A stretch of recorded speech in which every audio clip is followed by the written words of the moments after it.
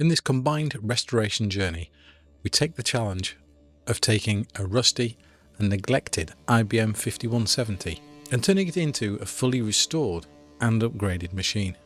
Each step of this process showcases the intricacies of restoring vintage computers and the skills required, some of which I'm still learning. Beneath the bubble wrap, signs of rust are already visible. Let's tear off all the wrapping and see if there's anything salvageable underneath. As I peel back the bubble wrap, the extent of the rust becomes more evident. The front fascia of the case is in reasonably good condition, though the corners are a bit chewed. The rust extends right to the edges, though this doesn't scare me too much. I've worked on cars and repainted them before. The IBM 5170's case, with its over-engineering, reminds me of a Volvo. It's built like a tank. The screws on the back are heavily corroded and will be challenging to remove. The power supply seems to have failed completely, but the case houses several cards. To discover what those cards are, we'll need to open this machine up. The screws on the top are manageable, but those on the bottom are a different story. They're tight and corroded to the point that they're bending my screwdriver. After removing the center screw I'd missed, we finally pull off the case cover. Underneath, things don't look too bad. There's an original IBM 286 motherboard. Some of the connectors are only half plugged in, suggesting someone's worked on this before. A graphics card, probably EGA, or more likely CGA, and a standard parallel and serial port card. The memory card is a 128K expansion, bringing the machine's total to 640K. There's also a hard drive and floppy drive controller card. Removing the floppy and hard drive cables, I find that the IBM controller card is likely made by Western Digital. The motherboard's battery has leaked, contributing to the corrosion. A half-height 5¼ inch floppy drive, which might work, an MFM hard drive, which likely won't work. The hard drive shows some corrosion, but seems to be in decent shape overall. The motherboard is secured by a couple of screws and plastic clips. The motherboard itself is covered in rust from the case and the power supply.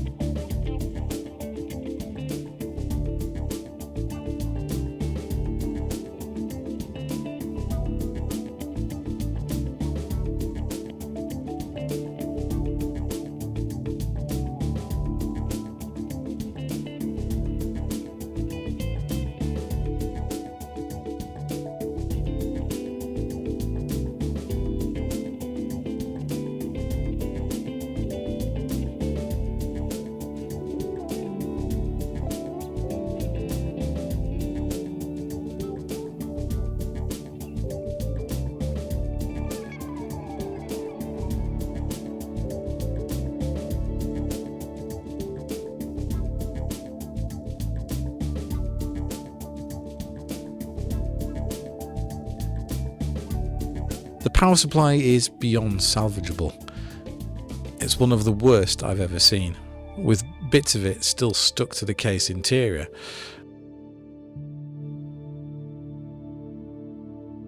Now we're going to strip down the IBM 5170 case, removing all the livery and ancillaries to tackle the rust on the inner case and rear panel. I've used a combination of brass wire wheels to remove the loose rust and paint.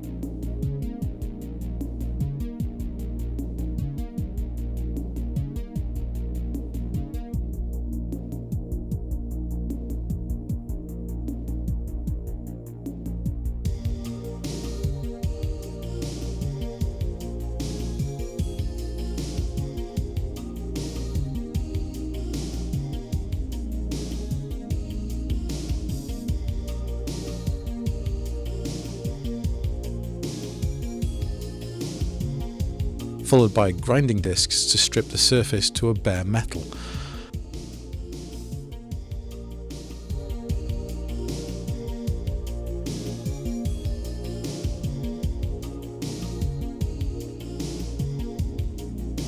Then I apply rust treatment to neutralise areas the tools can't reach.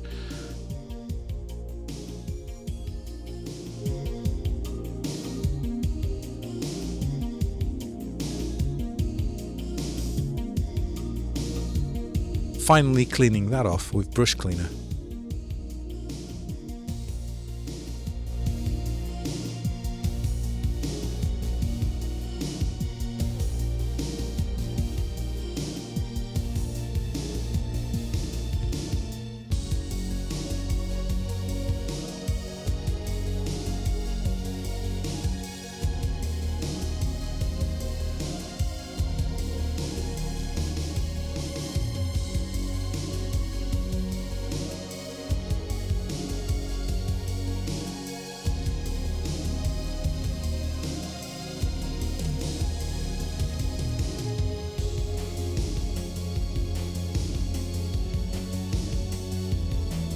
I then seal the case with a coat of red oxide primer.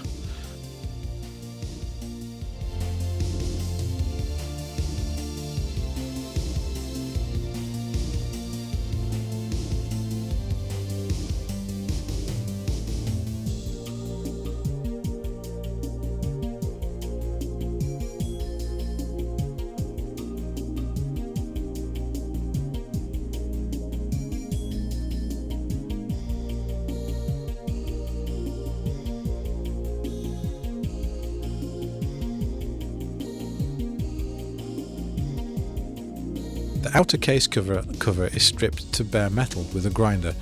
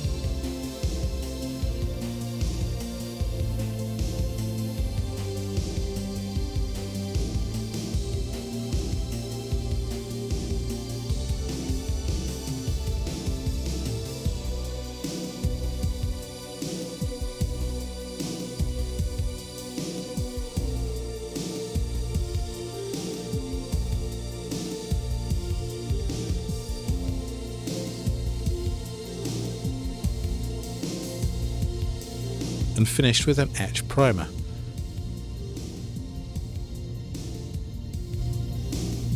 For the top, I've applied a textured paint and a final colour coat to match the original look. I did consider cutting out and welding new panels, but opted for this simpler fix, filling the rust holes with superglue and baking soda for durability.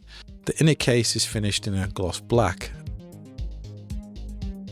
Now we've stripped down the case, it's time to have a look at the livery. All that needs all the glue stripping off it, which I'm going to do with isopropyl alcohol and a set of craft knife blades.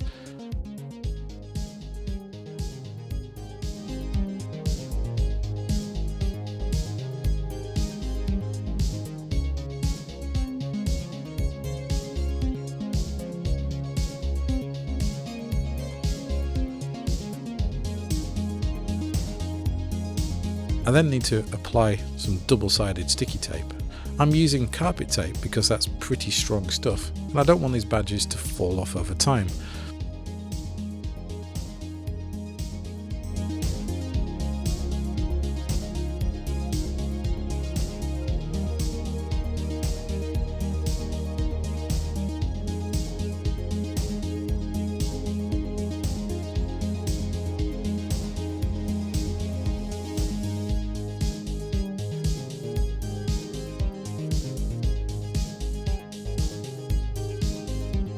The stuff that's coming off this is more like ectoplasm than it is glue. It's absolutely awful. It's sticky and it's getting everywhere.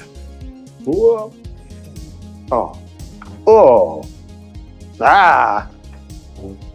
But I do manage to get all of this glue off.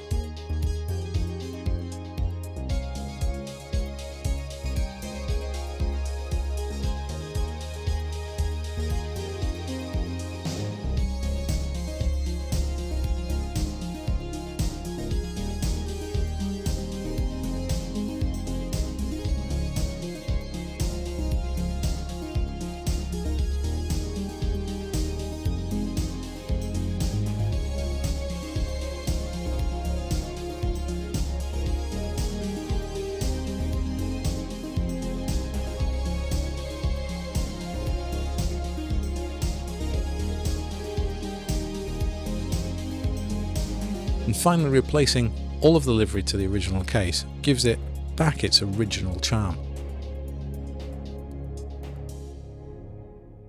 I ordered a replacement power supply from the United States, and I'm going to attach the fan using a proper connector. I'm also going to hardwire it to 240 volts. Thankfully I did, because it had been hardwired to 110 volts, bypassing the switch on the back. Had I not done this and just used the switch on the back assuming that it was connected, I would have put 240 volts into a power supply set for 110, which would have caused catastrophic damage to the power supply and probably to the motherboard attached.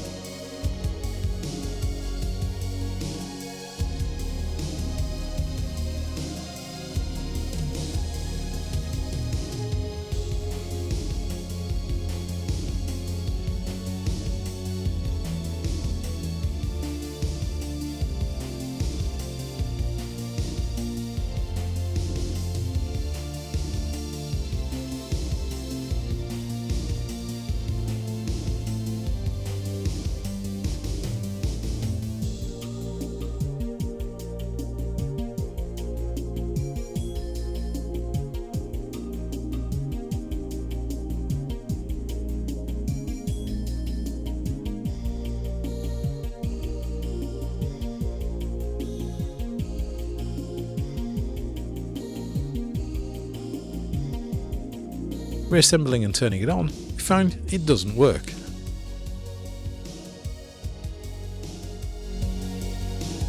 That's because I've wired the fan backwards. These sleeve bearing fans are unidirectional, and the power supply clearly doesn't like it being wired up backwards.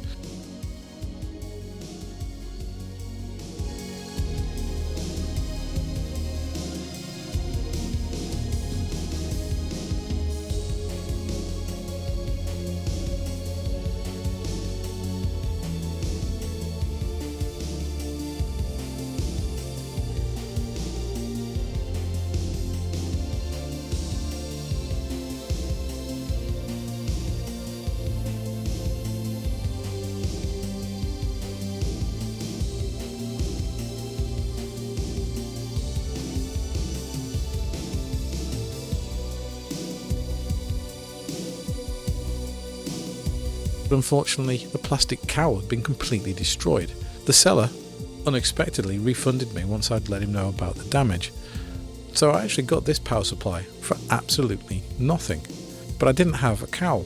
I gave all the pieces to one of my friends, Trevor, and he kindly reproduced a cowl from the broken pieces and 3D printed it for me. This fits perfectly and actually looks quite nice and doesn't look like it's out of place at all. Welcome to the danger zone. Sponsors of this video are PCBWay. They provide PCB prototype fabrication from as little as $5. They also have a huge library of shared projects, and if you're not confident with a soldering iron, you can even get them to assemble them for you. PCBWay also have CNC machining and 3D printing services. All of this is available at PCBWay.com. Thanks PCBWay for sponsoring this video.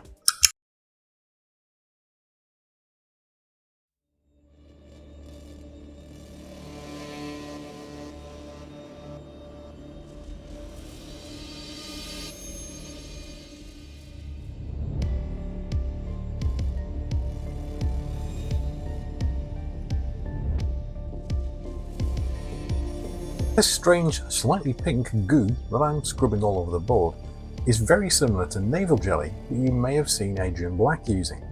It basically eats rust and corrosion and leaves you with a very nice sparkly board.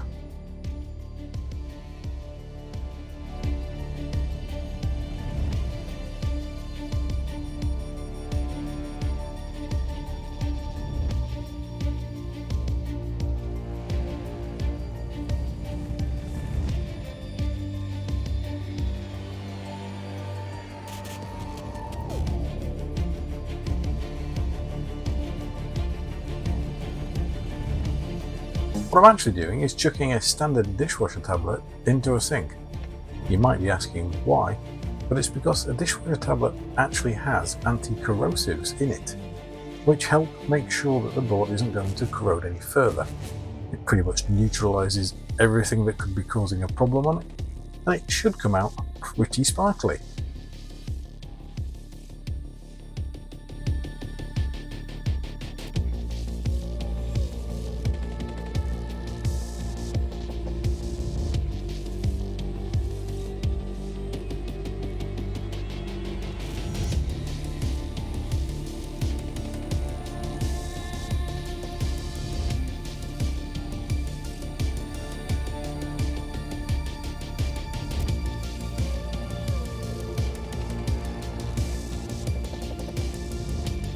Giving it a good spray down with contact cleaner, which is basically isopropyl alcohol and some other chemicals. Then I'm going to give the whole thing a damned good dry using a hot air gun, and then I'll actually leave it in the airing cupboard for a couple of days just to completely dry.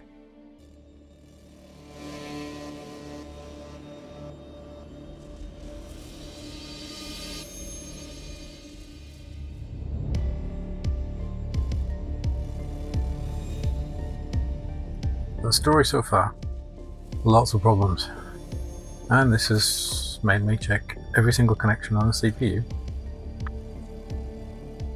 and the interrupt controller, master and slave, and the timing chip,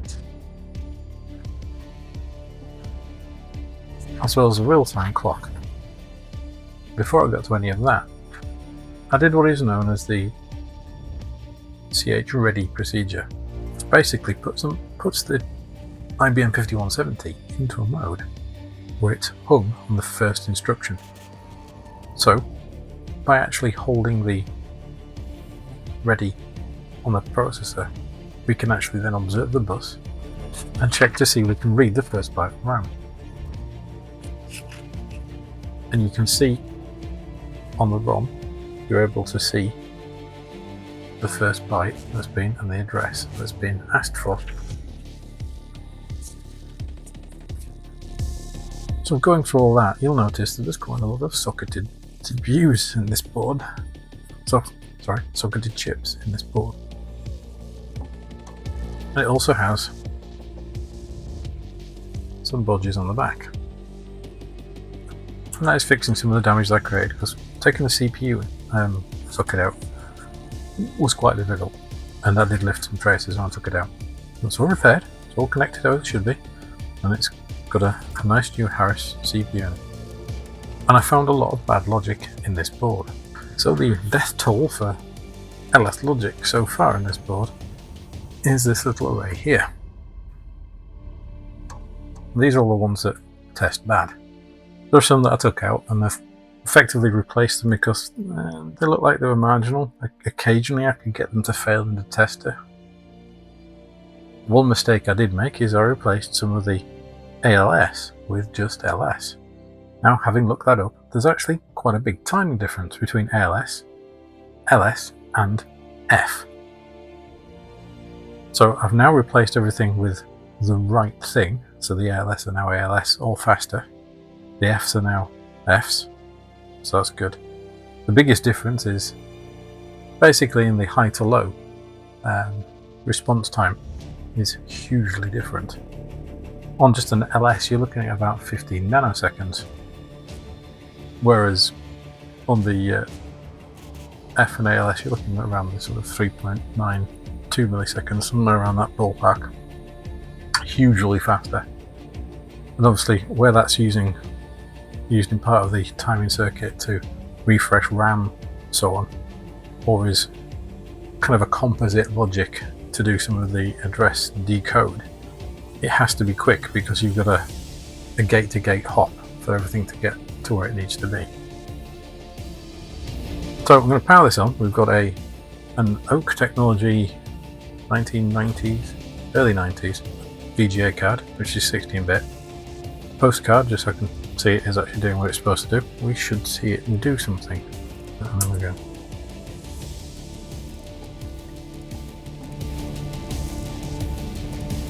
It still says 7876. On the Quantel BIOS, the 78 that it's got stuck on is somewhere around installation of interrupts and DMA.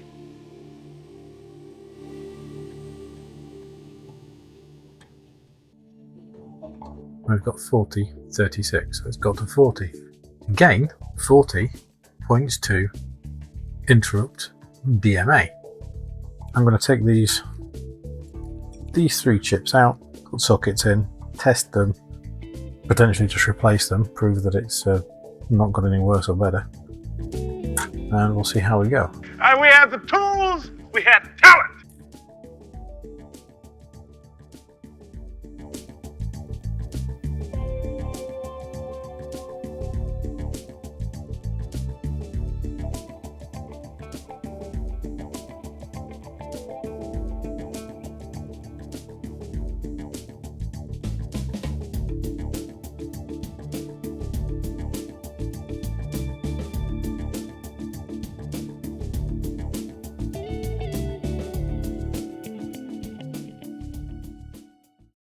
Do you ever wish that sometimes you could freeze frame a single moment in your day, look at it and say, this is not my life? On first inspection, this board looks to be in relatively good condition.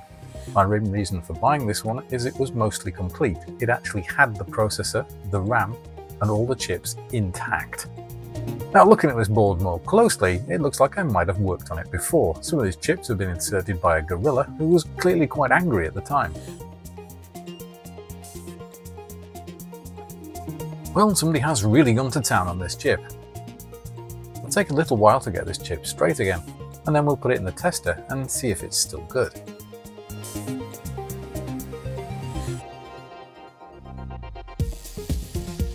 The rest of the board looks like it's potentially been submerged in water for quite a while, or at least been damp. The rest of it's just general dust, grime, dirt, a little bit of corrosion here and there. It's had a battery on it at some point, but that's been removed. It doesn't look like the battery per se has caused much damage, but the board is incredibly dirty and a little bit corroded. So while I'm here, I may as well take an image of the two BIOS ROMs. There may be a version that's already readily available, but just in case, I'm going to take a copy, and I'll upload those to the Internet Archive.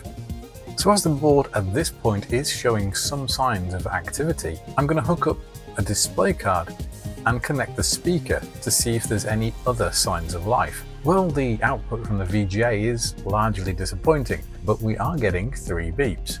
Those 3 beeps are suggesting that the first 64K of RAM has not been detected. 64K is the minimum amount of RAM the BIOS requires to complete its power on self-test, or post.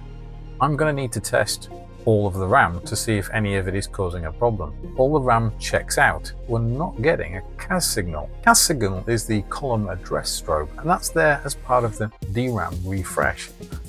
We can see that there are some signs that this board has been worked on before. Now this may be a previous person's attempt to get this board up and running, or it could be something that's quite historic, i.e. some damage that happened to the board, maybe when the battery was removed or at some earlier stage in its life. It doesn't look factory, but as we start to search around, there are actually issues. There are corroded traces on the board, and it looks like I found at least one break. To repair this, I'm going to find where it goes to and find either a via or a pin that makes sense to connect one end of a bodge wire to. Now I've found the via, I'm going to connect the wire to it by creating a kind of more of a substantial structure than just a straight piece of wire. This gives it a bit more to grab onto.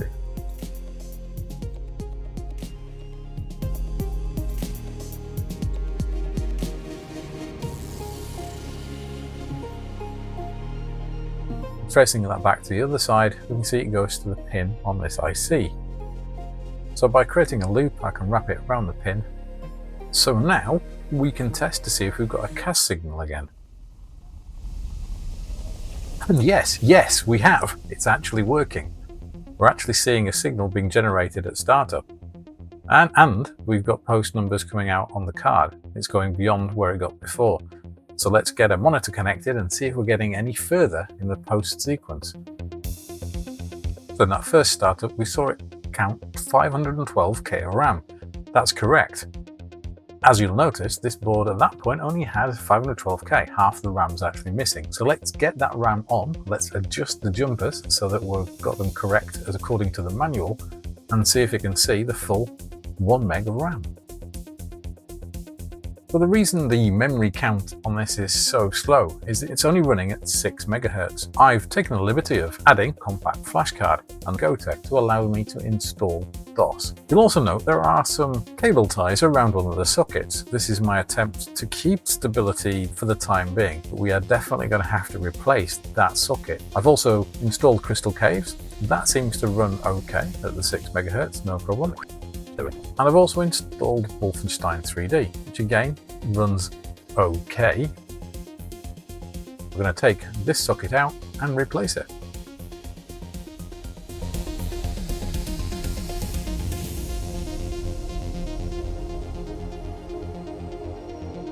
Looking at these sockets side by side, I know which one I'm going to choose.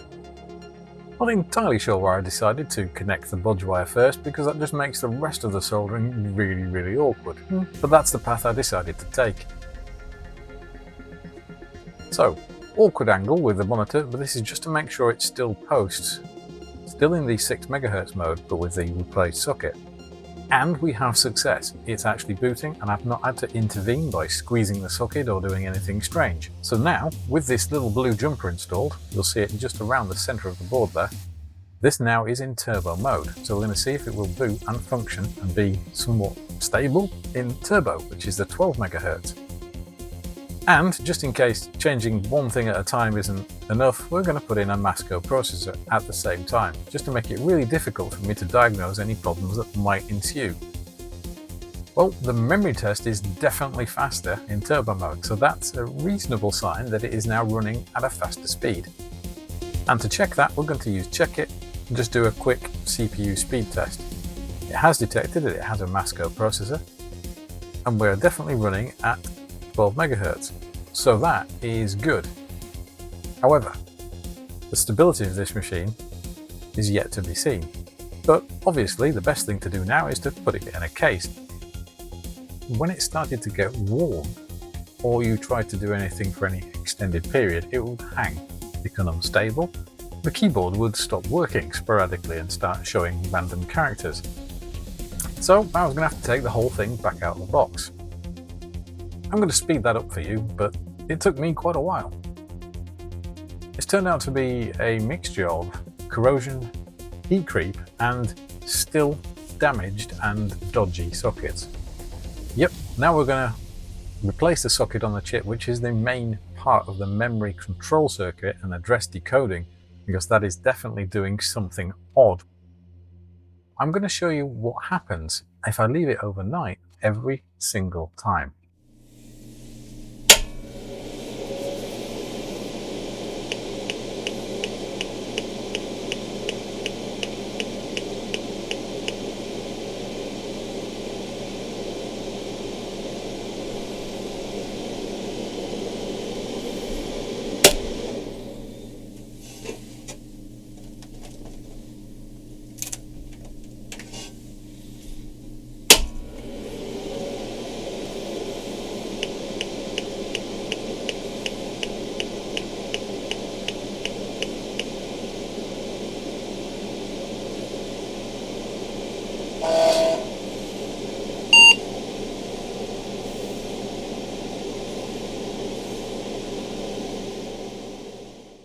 Basically, still got a problem with one of these sockets.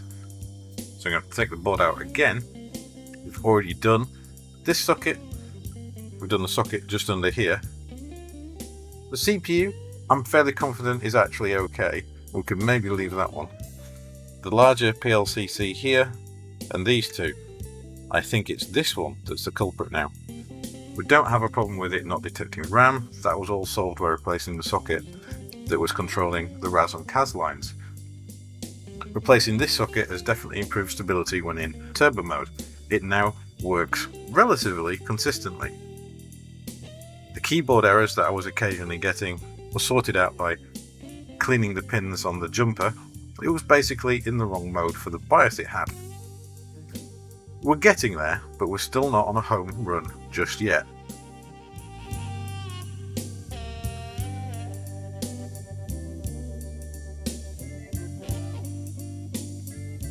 So with this final socket replaced, the question that hangs in the balance is this now stable? Is it back in the box? Is it functioning? Am I using it as a computer? Well, the answer to that question is